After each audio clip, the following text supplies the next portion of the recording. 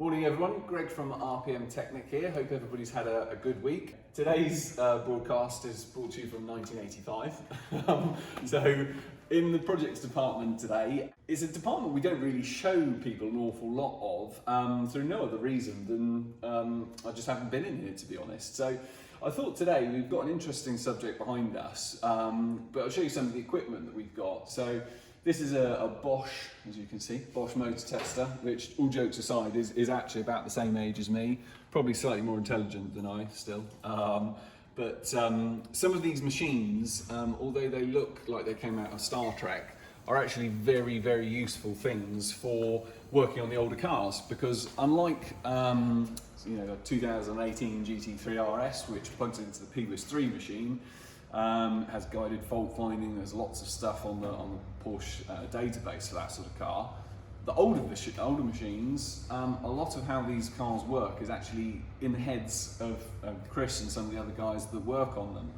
So behind us over here we have this beautiful gold car, which is a 2.7 K-Jet bodied car with a 3 litre SC engine in it. So the car was actually bought into us with a running fault.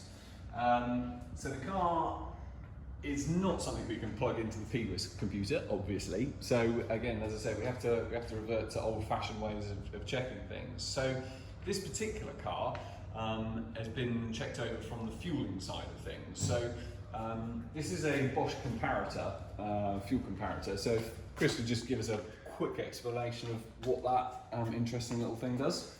This comparator tester measures the fuel flow out the fuel head. Okay. And if there's an imbalance, it will show up.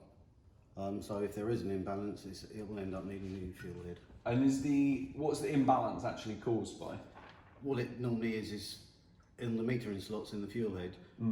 Sometimes you get water in the system. Okay. It tends to eat away at the metering slots. Okay. And then that causes an imbalance in the head. Fine, and then that is resulting from the driver's point of view that it drives like a pig. Yeah, well, it could misfire on one cylinder, or it could buck as you're driving. Yeah. There's several different tests that you do on it. You do it at idle, part load, and full load. Fine. And so, how does it work? Do you have like a process which you would work through on each of these cars to work out what to do? Yeah, what you normally start off with is a fuel delivery test. So we're checking the delivery from the fuel head here, Chris. So talk us through what we're looking at. Yeah, this delivery determines whether there's a problem with the fuel head or not. Okay. Yeah. This is measured on the control side of the fuel head. Okay. So what we need to see is 160 to 240 millilitres over 60 seconds. Okay, right. So we'll just bridge out the relay and see how we get on.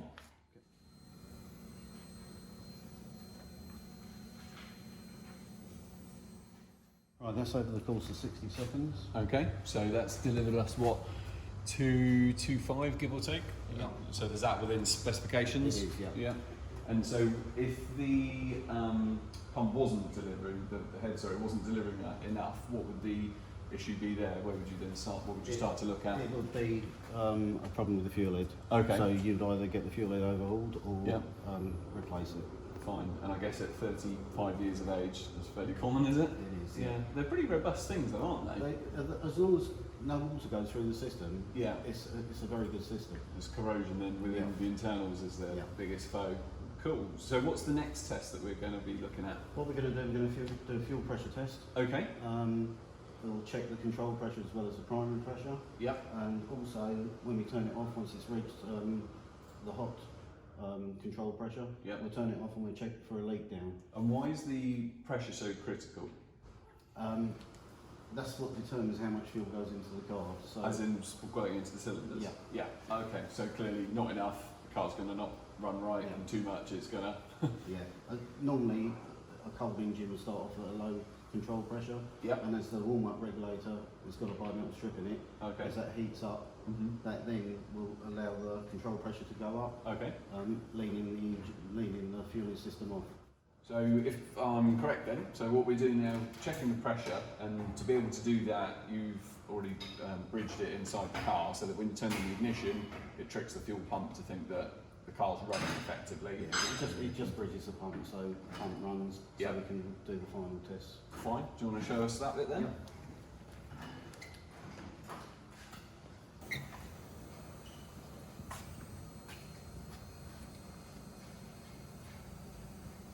Right, this at the moment is showing cold control pressure. Okay. You can measure primary pressure. What's this little fella? I've not seen one of these before. This is just a valve. It shuts off the warm-up regulator. So, Okay. So it will show us the primary pressure from the fuel pump. It's like a well-used tool. Yep. So we see the pressure go up massively there. And as you can see, the pressure is nearly 5 bar. Yep, just under. The rating on these are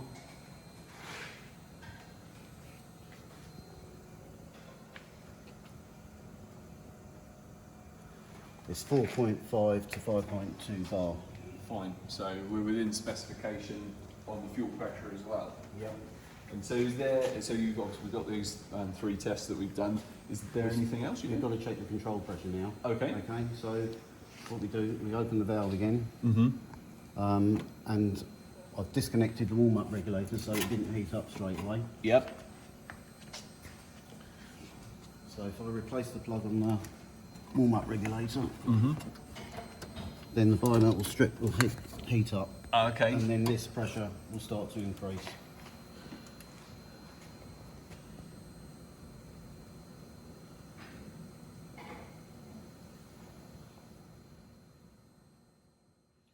So the pressure's now up to 3 bar. So looking at the microfiche, that's intolerant?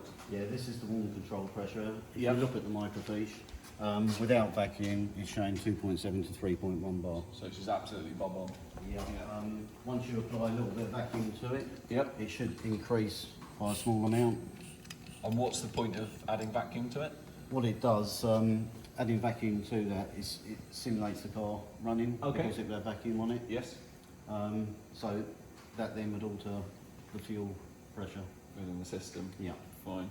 And then the last one is our little box of tricks next to you. Well, we've got one more test to do on this, and what sorry. it is, once you turn off the pump, Yep.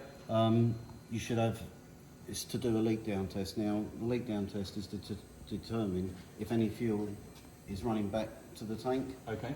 or if there's any leaks in the system. What's the relevance of it running back to the tank?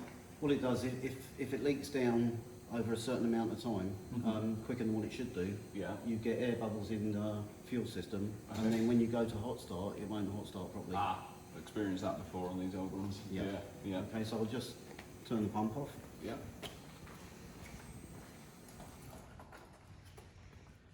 Now this should hold pressure. Yep. After 10 minutes, you should have about 1.8 bar. Okay, And about 20 minutes, about 1.6 bar. So it retains it for a while then? Yeah. Okay. At the moment, it looks good. It's not dropping straight down. Yes. So I can't see this has got a problem with it. So you'd leave that to do its thing whilst moving Yeah. on to the next one. So now this is the final test. So it's the fuel comparator machine that we talked about right at the beginning. So what are you going to do here? What we've done, we've pulled out all the injectors, we've Yep. connected all the lines, 1 to 6. Okay. And then what we'll do, we'll energise the pump again. Mm-hmm. We'll move the airflow sensor plate up fully, bleed through the system, get all the air bubbles out, Yeah. and then we'll start doing a test from idle, then part load and full load. And that's to check the delivery Yeah. from the fuel head to the injectors. fine. So it's that sort of bit you can't see with your eyes. Yeah. Hence why we're using one of these machines. That noise you can hear is the injectors. Right. What, as in blowing the fuel through? Flowing, that fuel now is going through the pipework. Yeah. Okay, so what we need to do now is leave the system out. Okay. And if you see, Oh, you're on an organ there, Chris. yeah, So what's that little dial doing? that dial is like the bleeding point of it. So once we test the part load, idle, part load and full load, you turn this dial then to around where you need it. Okay. Okay? And so was that test then just with intolerance?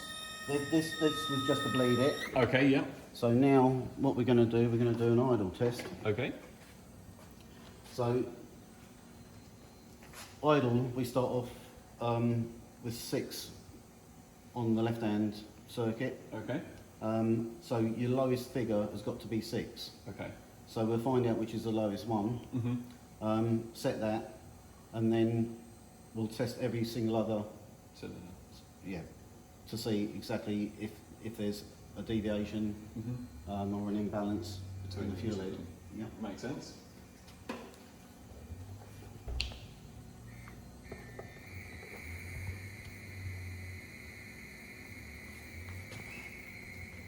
I'll turn that there. That's too much at the moment. And so what are you adjusting in the engine bay there? What this is doing is just lifting up the airflow sensor plate. Okay, yeah. So then the plunger in the fuel distributor moves. Yes. And it allows then the fuel to come through. Okay, understood. It can be a bit of a fiddle just to get it to what you want.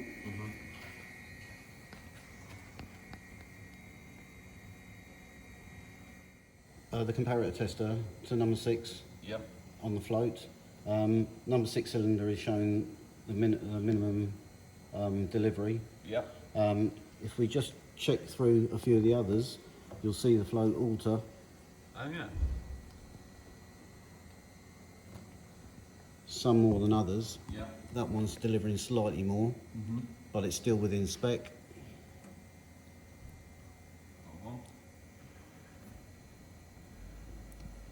So if you look at all those are perfect. They're slightly different to each other, but they're all in spec.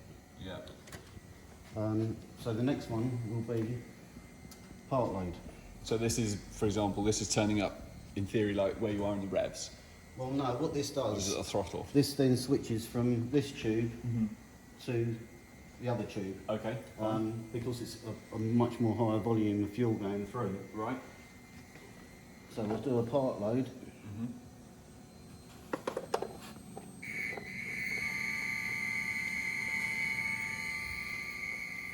Again, I need to just see where we are on the...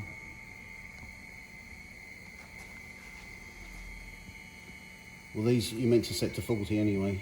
Okay. So if we just run through them, that's 40. That's slightly higher. Yeah. It's not a great deal of difference. It's nice and consistent across them all, isn't it? So I guess this is effectively what gives you a nice smooth running car Through the revs. range. Yeah. And lastly, what we'll do is a full load. Okay.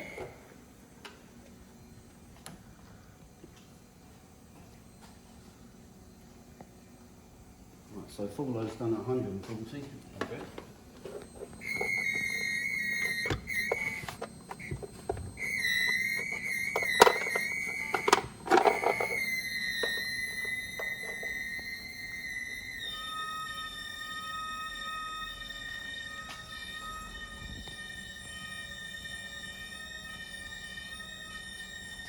It's pretty much bob on, isn't it? And we just run through the others.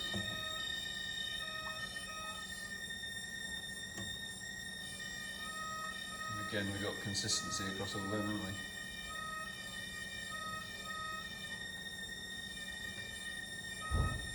we? Yep, so that's pretty good. So in true Blue Peter style, clearly all of what Chris has just shown us, he'd already been through and tested on the car to understand that it was the fuel pump that was at fault originally. So a slightly more in-depth video than normally we would go to, and clearly beyond my technical understanding. So having guys like Chris around is awesome. Every day's a school day whenever I pop in here to understand what they're up to. Hopefully you found that interesting, and if there's anything other videos like that you'd like me to do in future, do let us know, and just hope everyone has a lovely weekend in the sun, hopefully.